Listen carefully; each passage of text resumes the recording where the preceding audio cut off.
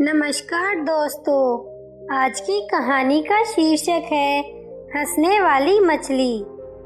एक समय में एक व्यापारी अपने व्यवसाय में समृद्ध होकर कुछ समय के पश्चात अत्यधिक धनवान हो गया। उसके 5 पुत्र थे, लेकिन उनमें से कोई भी विवाहित नहीं था। जिस गांव में वे रहते थे, वहां का तालाब मिट्टी गाद से आधा भर गया था और उसने यह निश्चय किया कि यदि राजा उसे यह दे दे तो इसकी सफाई कराकर इसे और गहरा करेगा।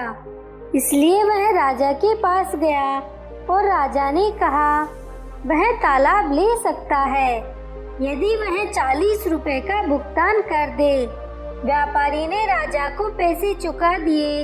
इसके बाद वह घर गया और उसने अपने परिवार को एक जगह इकट्ठा किया और कहा कि वे सभी पहले तालाब का सुधार करें और तब उन सभी लड़कों के लिए पत्नियों की खोज की जाएगी। सभी पुत्र इस पर सहमत हो गए और उन्होंने मजदूरों को इकट्ठा किया और तालाब का पानी बहाकर तालाब के गाद की खुदाई शुरू कर उसे बाहर निकालना शुरू कर दिया। जब वे पानी को बहा रहे थे, तालाब के तल में असंख्य अज्ञात उम्र की बड़ी मछलियां मिली, जिसको उन्होंने पकड़ा और उनमें से 2 राजा को उपहार स्वरूप भेजा। जब मछलियों को राजा के सामने ले जाया गया, तब वे दोनों हंसने लगी। तब राजा ने कहा, इसका मतलब क्या हुआ? यहाँ 2 मरी हुई मछलियाँ हैं, ये हंस क्यों रही हैं? और उसने उन लोगों को जो कि मछलियाँ वहाँ लेकर गए थे, उनसे इसके बारे में जानकारी देने को कहा या वे उन्हें दोबारा वापस ले जाएं। परंतु वे इसके बारे में कुछ स्पष्टीकरण नहीं दे सके। तब राजा ने अपने अधिकारियों और ज्योतिषी को बुलाया और उनसे पूछा कि उन्होंने इसके बारे में क्या समझा है, लेकिन उनमें से इस पर कोई भी कुछ भी जवाब नहीं दे सका। तब राजा ने उन आदमियों से कहा कि वे मछलियों को वापस उस सौदागर के पास ले जाएं और उससे कहें कि मछलियाँ क्यों हंसी। यदि वह इसका उत्तर नहीं दे सकेगा तो राजा उनको और उनके पूरे वंश का खात्मा कर देगा। और राजा ने इसी प्रकार के प्रभाव वाले आदेश का एक पत्र लिख दिया और एक तारीख भी मुकर्रर कर दिया। उस तारीख तक व्यापारी को इसका उत्तर दे देना था। जब सौदागर ने राजा के आदेश पत्र को पढ़ा तो उसके होश उड़ गए। वह अपने को बड़े ही विपत्ति में घिरा पाया। 2-3 दिनों तक कुछ निर्णय नहीं कर पाया कि वह इन दोनों कार्यों, राजा के आदेश और तालाब की खुदाई में से किसके बारे में क्या निर्णय ले, खुदाई करे या न करे।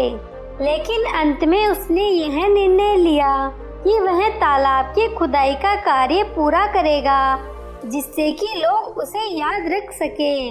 इसलिए उसने कार्य को समाप्त किया और तब व्यापारी ने अपने लड़कों से कहा, मेरे बच्चों, मैं तुम लोगों का विवाह नहीं कर सका।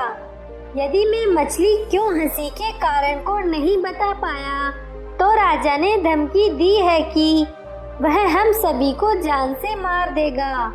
तुम सभी को यहाँ से भाग जाना चाहिए, जिससे कि हमारा परिवार खत्म हो जाने से बच सके। लेकिन छोटे बच्चों ने कहा, हम अपनी देखभाल करने में असमर्थ हैं, इसलिए तुम हमारी देखभाल करने के लिए हमारे साथ चलो या हम तुम्हारे साथ यहीं रहेंगे। तब व्यापारी ने अपने बड़े लड़के से कहा कि वह अकेले यहाँ से भाग जाए, जिससे कि उनका वंश खत्म होने से बच जाए। इस प्रकार बड़े लड़के ने अपने पिता से थोड़े से पैसे लिए और वहाँ से सुदूर देश को चला गया। एक लंबी यात्रा के बाद वह एक शहर में पहुंचा, जहां एक राजा रहता था और लड़के ने भी उसी शहर में रहने का निश्चय किया। इसलिए पहले वह एक तालाब के किनारे गया और उसके किनारे कुछ जलपान करने के लिए बैठ गया। जैसे ही वह बैठा कि राजा की बेटी स्नान करने के लिए वहां आ गई और उसने व्यापारी के लड़के को देखा और उन दोनों की आंखें मिली। तब राजकुमारी ने अपनी दासियों को यह जानने के लिए लड़के के पास भेजा कि वह कहां से आया है, और लड़के ने दासियों को बताया कि वह कहां से आया है और अब यहीं इसी शहर में रहना चाहता है। और उसने दासियों से यह भी कहा कि यदि वह राजकुमारी को चेहरे पर से नकाब हटाने के लिए राजी कर ले तो वह उनको कुछ पैसा देगा। दासियों ने अपनी मालकिन को जाकर वह सभी बातें जो कि लड़के ने बताई थी का वर्णन किया। और तब राजकुमारी ने दासियों से कहा, जाओ और जाकर उससे अपने पैसे ले लो। मैं अपने चेहरे पर से नकाब हटा लूंगी और उससे पूछो कि वह क्या चाहता है। और जब दासियां वहां गई तब राजकुमारी ने अपने चेहरे पर का कपड़ा एक तरफ से उठा दिया। तब लड़के ने उनको रुपए दे दिए और दासियों ने लड़के से पूछा कि क्या उसने पहले कभी राजकुमारी को देखा है और इससे उसका उद्देश्य क्या था। तब लड़के ने कहा कि उसकी इच्छा राजकुमारी से विवाह करने और उनके साथ उनके पिता के घर में रहने की है। जब राजकुमारी ने यह सुना तो उसने भी कहा, हाँ, मेरा भी दिल उस पर आ गया है। इस प्रकार उसने वहाँ स्नान किया और अपने घर जाकर अपने कमरे में सो गई और फिर नहीं उठी। और जब राजकुमारी के पिता ने उससे पूछा कि क्या मामला है, तब उसने कोई जवाब नहीं दिया। तब राजा ने दासियों से पूछा कि क्या घटना है, और दासियों ने राजा को बताया कि राजकुमारी ने एक अपरिचित व्यक्ति को तालाब के पास देखा है और उससे विवाह करना चाहती है। रानी ने पूछा, क्या वह अपरिचित व्यक्ति अभी भी वही है, और दासियों ने कहा, वे उसको वही तालाब के पास छोड़कर आई थी।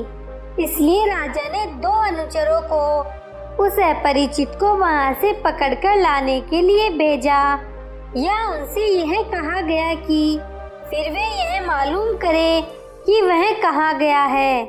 व्यापारी का लड़का जैसे ही तालाब के पास से जाने के लिए तैयार हुआ कि राजा के दोनों अनुचर वहां पहुँचे और उससे पूछा कि वह कौन है और क्या चाहता है।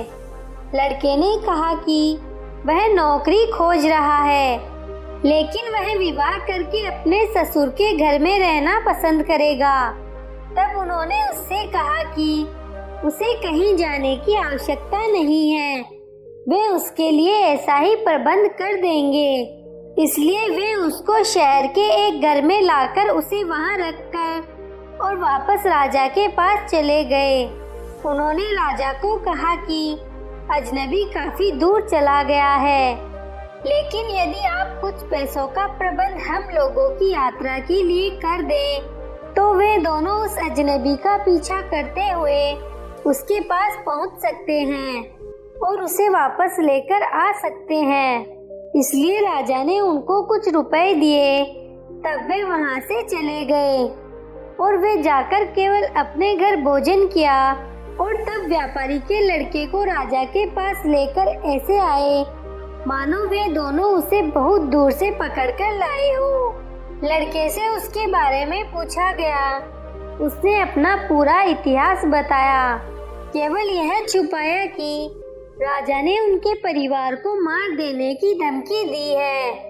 और राजा को उसका उत्तर संतोषजनक लगा। अतएव राजा ने कहा कि वह राजकुमारी से विवाह कर सकता है। इसकी तैयारी आरंभ की गई। संगीतकारों को बुलाया गया और धूमधाम से विवाह संपन्न हुआ। विवाह के बाद व्यापारी का लड़का अपने भाइयों के भाग्य के बारे में सोचकर उदास रहने लगा और मध्य रात्रि में उठकर रोया करता था और उसके बिस्तर आंसुओं से भीग जाते थे। राजकुमारी ने इसे देखा और एक रात जब वह सोने गई तो उसने जागे रहकर सो जाने का नाटक किया और अपने पति की निगरानी करने लगी। और मध्य रात्रि में उसने पति को धीरे से उठकर सिसकते देखा। राजकुमारी को उस पर बहुत दया आई और वह लड़के के पास गई। उसने याचना की कि वह उसको बताए कि क्या मामला है और क्या वह विवाह के कारण दुखी है। लड़के ने कहा, मेरे रोने का कारण मेरी हताशा है। दिन के समय में अपने आंसुओं को दूसरों के सामने आने से बड़ी कठिनाई से रोके रहता हूँ, परंतु रात के समय में इन पर नियंत्रण नहीं रख पाता। लेकिन मैं शर्मिंदा हूँ कि तुमने मुझे इस हालात में देख लिया। इससे पहले कि मेरी भावनाएं मुझे मजबूर कर दें, मैं तुम्हारे सो जाने की प्रतीक्षा करता रहता हूँ। तब राजकुमारी ने उसके संताप का कारण पूछा और उसने जवाब दिया, मेरे पिता और माँ और भाई और बहन सभी की मृत्यु निश्चित है। हमारे राजा ने शपथ ले रखी है कि एक निश्चित दिन को वह मेरे पूरे परिवार को मार देगा। यदि मेरे पिता ने राजा को जो 2 मछलियां उपहार स्वरूप भेजी थी, उन मछलियों को राजा के सामने लाए जाने पर मछलियों के हंसने का कारण नहीं बता पाए तो राजा के द्वारा दी गई इस धमकी के कारण मेरे पिता ने मुझे घर से बाहर भेज दिया कि कम से कम परिवार का एक व्यक्ति तो जीवित रहे। यह संभव है कि मैं यहाँ जीवित रहूं और जब भी उनका ख्याल और उनके भाग्य के बारे में विचार आता है तो मैं रो पड़ता हूँ। राजकुमारी ने पूछा, इस रहस्य को बताने के लिए कौन सा दिन तय किया गया है? और लड़के ने कहा कि एक खास महीने में जब पूर्णिमा का दिन होगा। तब राजकुमारी ने कहा, मुझे अपने पिता के घर ले चलो, मैं उनको बता सकती हूँ कि मछलियाँ क्यों हंसी। व्यापारी का लड़का इस पर प्रसन्नता से अगले दिन प्रस्थान करने के लिए राजी हो गया। इसलिए प्रातःकाल में उन्होंने राजा को बताया कि वे दोनों अपने पिता के घर क्यों जाना चाहते हैं। और राजा ने अपनी पुत्री से कहा, जाओ और डरने की आवश्यकता नहीं है, पूरी दृढ़ता के साथ जाओ। मेरा विश्वास है कि मछली क्यों हंसी यह बताने में तुम सक्षम होंगी। इसलिए वे दोनों व्यापारी के घर जाने के लिए यात्रा के लिए तैयार हुए। और जब वे वहां पहुंचे तो उन्होंने व्यापारी से कहा, जाकर राजा को कहो कि यह कारण जानने के लिए कि मछलियां क्यों हंसी, एक खास दिन सभी नागरिकों को एक स्थान पर एकत्रित करें। व्यापारी राजा के पास गया और राजा ने उसे दिन निश्चित करके एक पत्र दिया और सभी नागरिकों को एक खुले मैदान में एकत्रित होने के लिए कहा। और राजकुमारी ने एक पुरुष का वेश धारण किया और वहां गई जहां सभी लोग इकट्ठा हुए और वह राजा के सामने खड़ी हो गई। तब राजा ने उसे मछलियां क्यों हंसी यह विवरण देने के लिए आज्ञा दी। और राजकुमारी ने उत्तर दिया, यदि आपको इसका कारण जानने की जिज्ञासा है तो आप अपनी सभी रानियों को यहाँ आने की आज्ञा दें। इस प्रकार सभी रानियों को भी बुलाया गया। तब राजकुमारी ने कहा, मछलियों के हंसने का कारण यह था कि आपकी सभी पत्नियों में से केवल बड़ी रानी ही स्त्री है और बाकी सब पुरुष हैं। यदि यह सत्य साबित हुआ तो आप मुझे क्या देंगे? तब राजा ने एक प्रतिज्ञा पत्र लिखकर व्यापारी को दिया कि यदि यह सत्य साबित हुआ तो वह उनको अपना आधा राज्य दे देगा। जब निरीक्षण किया गया तो यह पाया गया कि वास्तव में सभी पुरुष थे और राजा सभी नागरिकों के सम्मुख शर्मिंदा हुआ। तब उसने सभा को विसर्जित कर दिया और व्यापारी को आधा राज्य भी दे दिया। आपको ये कहानी कैसी लगी? नीचे कमेंट करके जरूर बताइएगा। अगर आपको कहानी पसंद आई हो तो अपने दोस्तों के साथ जरूर शेयर करें और ऐसी ही प्यारी कहानियाँ सुनने के लिए हमारे YouTube चैनल को सब्सक्राइब करें। धन्यवाद।